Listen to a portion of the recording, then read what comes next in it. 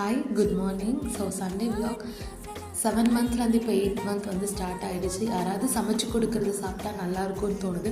But இங்கே ஹொசூரில் யாரும் சமைச்சு கொடுக்குற அளவுக்கு இல்லை. ஹோட்டலில் சாப்பிட்டாலும் எனக்கு செட் ஆக மாட்டேங்குது. ஸோ அதனால் வந்து எனக்கு பிடிச்ச மாதிரி சிக்கன் செஞ்சு சாப்பிட்லாம். கிருஷ்ணாவுக்கு செய்கிறனால காரம் ரொம்ப போட்டு செய்கிறேன், அது செட் ஆக மாட்டேங்குது. ஓகே, எனக்கும் சாய்க்கு மட்டும் கொஞ்சம் தனியாக செஞ்சுக்கலான்னு சொல்லிட்டு இன்றைக்கி பிளிங்கிட்டில் தான் ஆர்டர் பண்ணேன். யூஸ்வலாக வந்து ஃப்ரெஷ் டு ஹோமில் தான் வாங்குவோம். பட் ஆனால் இதில் வந்து 130 ருபீஸ்.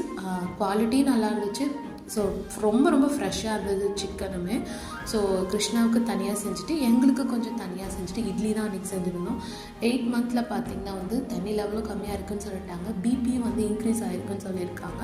ஸோ டேப்லெட் எடுத்துக்கு டெய்லி ரெகுலராக வாக்கிங் பண்ணிகிட்ருக்கேன். என்னால் முடிஞ்ச அளவுக்கு வாக்கிங் பண்ணிகிட்ருக்கேன். நெக்ஸ்ட் மந்த் வந்து ஊருக்கு போயிடுவோம்.